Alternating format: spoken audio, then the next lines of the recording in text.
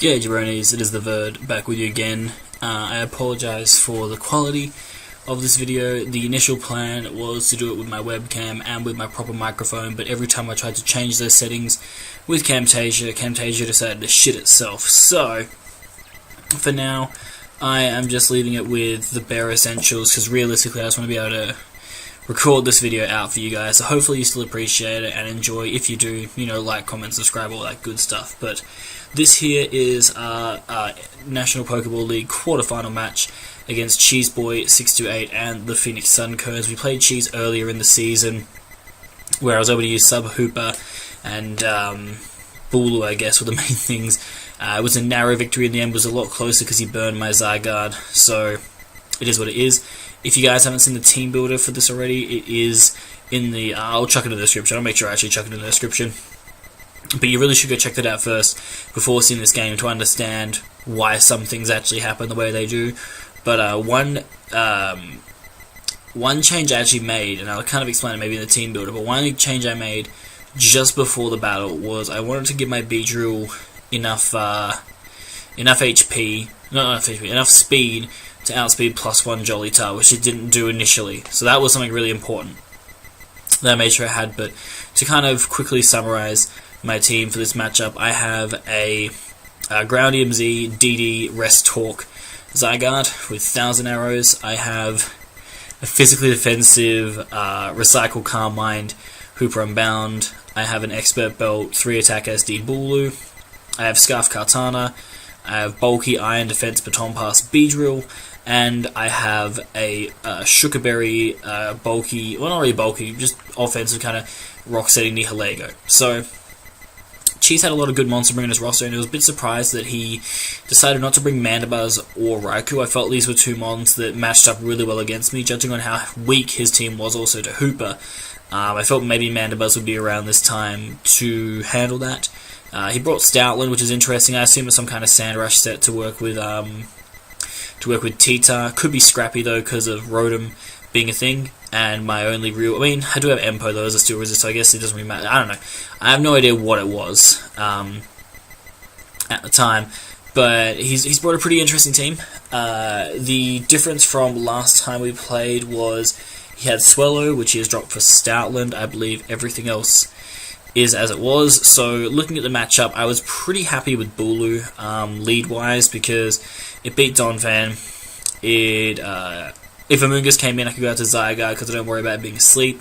It beats Tita, and realistically the thing is, if Amoonguss goes down, his switch-ins to Bulu don't really exist. Like, he has Tran, but if I can bring it in against like the Stoutland or the Tita, then I get a free superpower off and there's no switch-ins, so that's really nice. And if he's Chop or Tran, we play that as it comes. So I lead Bulu. It is by far my best choice, as he is going to lead Tran. So that was a little bit annoying early going, but it was fine because I knew I could just go into my Zygarde and be Gucci, as he does go for the rocks. At this point, I actually had no idea that he was Scarfed Heatran. He is Scarfed. I had no idea to prove that, obviously, at this point in the game. All I knew was this is a pretty free DD, and this was going to be an interesting turn, because there were 3 potential switch-ins that he had. He had Manaphy, Amoonguss, and Donphan. Now, if he went into Donphan, I don't really think Donphan's that much of a counter. I feel like Donphan wouldn't be the play here, because Donphan can't really touch Zygarde, especially in grassy terrain. There's really not much he can do. Manaphy had potential, but also I don't think he wanted to reveal the kind of set that it was yet, so Amoonguss made the most sense, but I didn't really care if Amoonguss came in, so I'm just going to go straight up for the DD. And I figured on this turn, he may have assumed that I could have still had the Hooper set that I had last time, so he may have been less inclined to bring Spore this week. And so what I actually choose to do here is I choose to go for a 1000 arrow as he drops an HP Ice. Now, judging on the damage that we've just seen, so both of our moves have done about 40% to each other at this point in time. So what he knows from that though is that my 1000 arrows did 40%, but with Black Sludge and grassy terrain recovery, he can take 2 more 1000 arrows, and his Hidden Power Ice is doing 39%, but I'm not getting the Black Sludge recovery that he is, so he's going to be able to kill me from here with 2 more HP Ices. I can't kill him with 2 more 1000 arrows.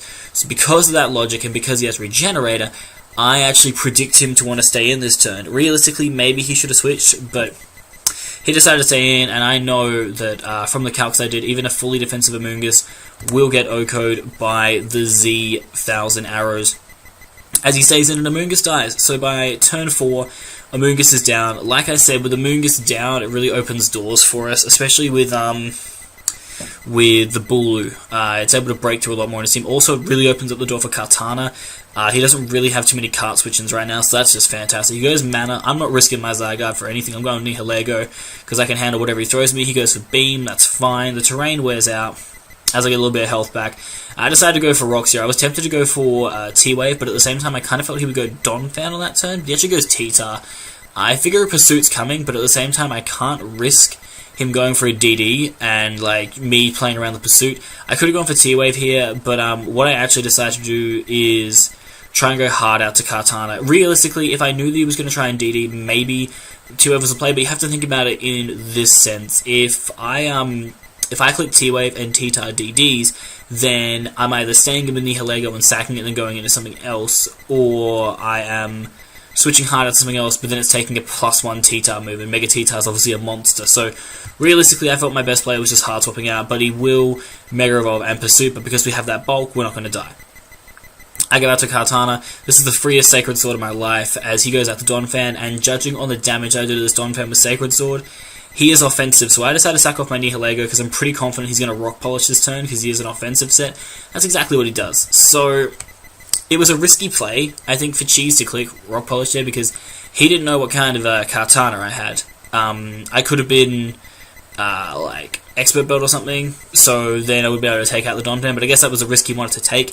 I couldn't, like, even if I wanted to click Leaf Blade there, if he was Rindo Berry, it meant that I couldn't just click moves, and I felt he would go for the Rock Polish. I guess my misplay potentially was that I was kind of fearing the max attack Fire Fang, which is why I switched out. I didn't want to take that risk. And I could sack Nihilego, and I was really tossing and turning about what I wanted to do here, but I decided in the end to go to Bulu, and the reason for that is because realistically, if this is a Rock Polish Donphan, one move that he should probably have is EQ. Another one is a way to hit Bulu, so I assume like maybe Gunk Shot, but then I thought, well, he has to also hit Kartana, so I was thinking maybe he has Fire Fang, and if he has Fire Fang or the Gunk Shot, he can't kill Bulu. I can just go for the Horn Leech and take him out. And as it turns out, though, he goes for the Natural Gift Ice. So props to him for being a Natural Gift. When I saw Natural Gift, I thought it was going to be Natural Gift Poison, but I was like, why wouldn't you Gunk Shot? But I Horn Leech, I take him out, and I get a ton of health back, which is perfect. So I'm chilling at 56. I'm in a really good spot here. He goes into his Tran, which again, I don't know his Scarf, but I'm going to double into my Zygarde, as I'm able to take any hit he throws at me.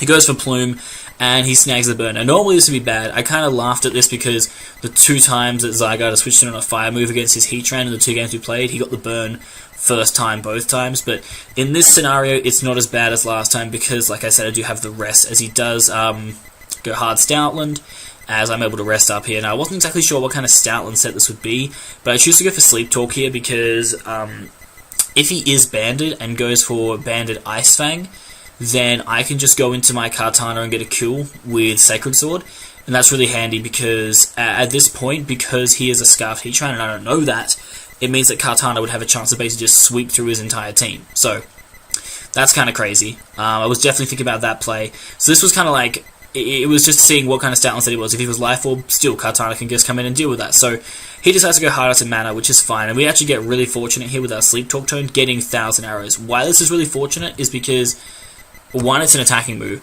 DD wouldn't have done much because I would have switched out, and Rest wouldn't have done enough, but this, not only does it damage Manaphy a little bit, but I can see from the damage that I've done, this is a fully defensive Manaphy set. And because it's fully defensive, though, I was looking at like how the endgame is going to play out, and I realized that if he's fully defensive Manaphy, then Beedrill can set up an Iron Defense against it. I can go out to my Hooper, and Hooper's got this, because he doesn't really have a way to break Hooper. So I actually choose to go. I know that he had a chance to U-turn here. I see the lefties as well, which is really important to note. He does go for the U-turn, and I'm a little bit worried because I know he's going to go T-Tar. But the thing was, I kind of made a ballsy prediction against Cheese here. Judging on the way that my team is orientated, and the fact that we've seen Pursuit from this T-Tar, I'm actually going to assume he doesn't have Stone Edge, mainly because he doesn't need Stone Edge to be able to knock out Beedrill. He has the bulk to where he can just go for Pursuit and knock out Beedrill. He's not going to expect a very physically bulky Beedrill.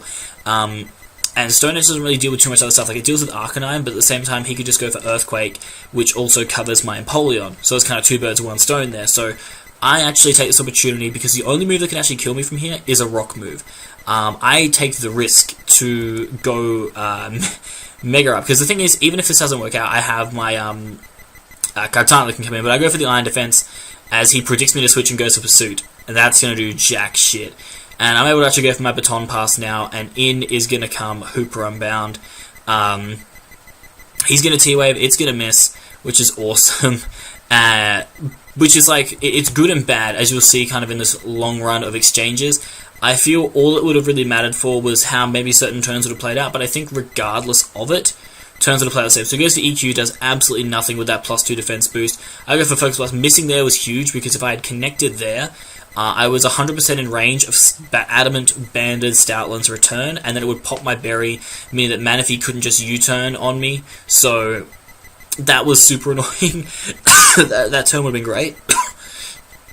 And now I'm in a tricky spot, because I either click Focus Blast again on this next turn as he goes to EQ, but the thing is, his last 2 EQ rolls that he's had have been 25.2%. Now, that might seem like a weird stat, but they are back-to-back max rolls. And my current HP right now is 25.2 again. So I'm sitting there like, are you kidding me? If he gets 3 high rolls in a row, we're going to lose our Hooper here, and we are going to be in a really tricky spot. Because obviously I can go into Kartana after this, but still, like, unless I predict really well around his team, Kartana's not going to be able to cut it. Jokes. So yeah, this was a really tricky point of the game, because there was still a lot that could happen. So I really need to make the smart and best decision for myself. And I made the call that I didn't think Cheese was going to be able to get a third max roll in a row or a crit. So I actually choose to Calm Mind on this turn. I don't choose to attack. I want him to pop my berry. And he does get a mid roll. He gets 24.9, so he got all high rolls. But I live that, and he missed another Focus Blast, which sucked, but it is what it is. I predict him this time to go for another EQ, and judging on the damage, it's all good. He doesn't put me in range, but I can go for Recycle. Now, here's a turn where I really expected him to make a different play than what he did. I actually expected him to go out to Manaphy here, which is why I still click Focus Blast, because max HP Manaphy is still taking a shit ton from Focus Blast, and if I weaken that thing, then at this point, Kartana wins. And I guess that's why he didn't want to do it, is because if I click Focus Blast on this turn, and he goes into Manaphy, then Manaphy, currently Manaphy is chilling at, I think it was 78%. It doesn't show it for some reason when I hover over at all. But Manaphy was at about 78%, coming on a Rocks at about 66. Focus Blast, even from no special attack Hooper, is going to do a ton.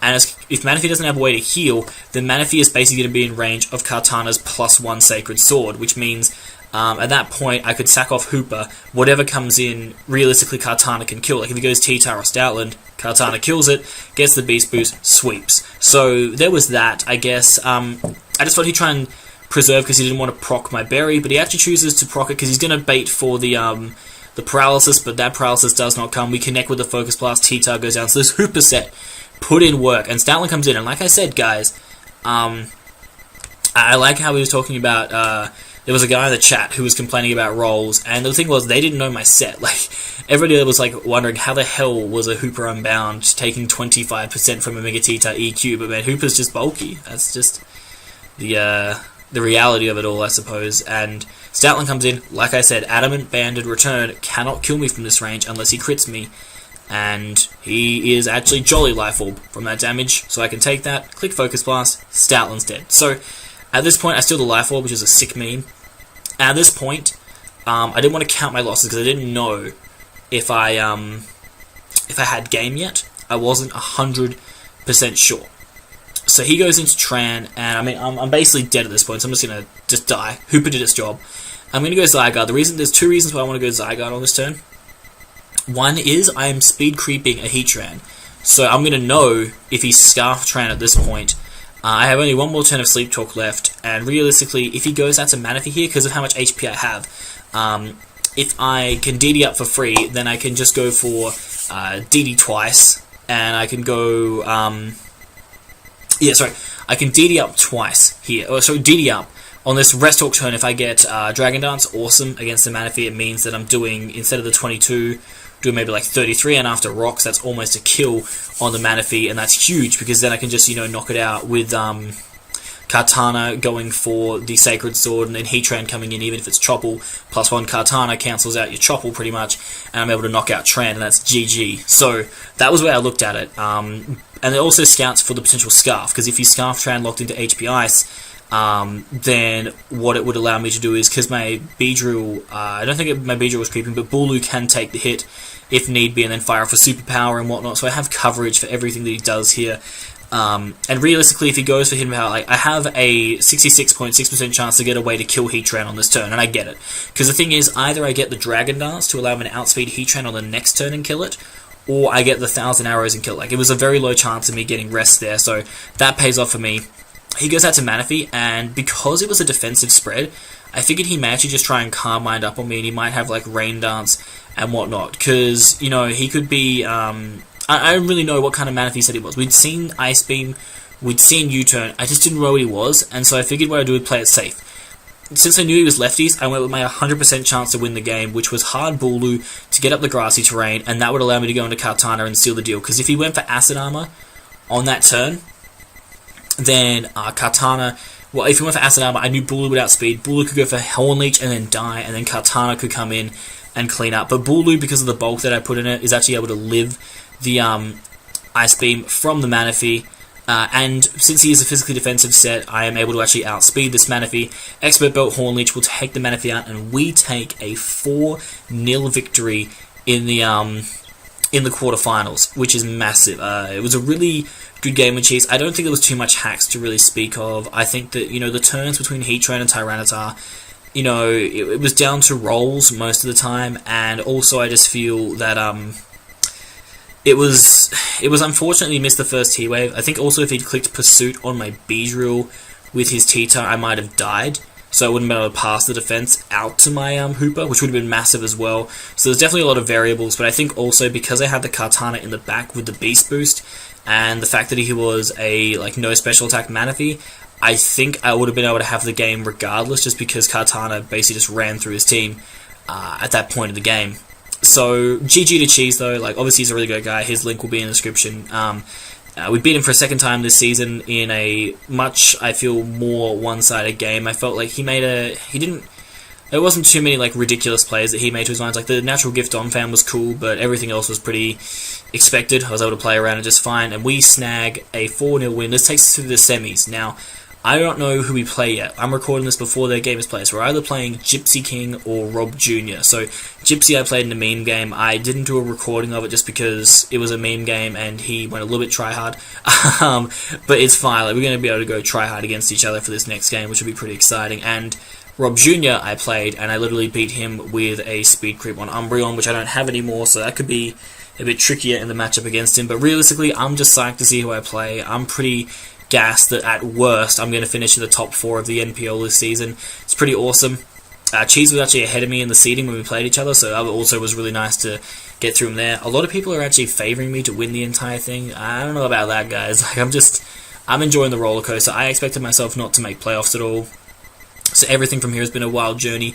But we're through to the semis. If we get one more win, guys, we are going to make it to the final of the National Pokeball League for Season 7. Hopefully that happens. We'll see what happens, but the team again just put in a monster effort this week. Zygarde picking up another couple of kills. I think it took out Moongus and Heatran, and then Hooper took out Tyranitar and Stoutland, and then Bulu took out Donphan and Manaphy. So 3 kills for Bulu, Hooper, and Zygarde, all putting in the work. That's the thing with this team this season, man. Like, all the kills have been very spread out in the team, and that's been the best part. I'm not the kind of guy to just try and go with one Pokemon and get all the kills of that Pokemon.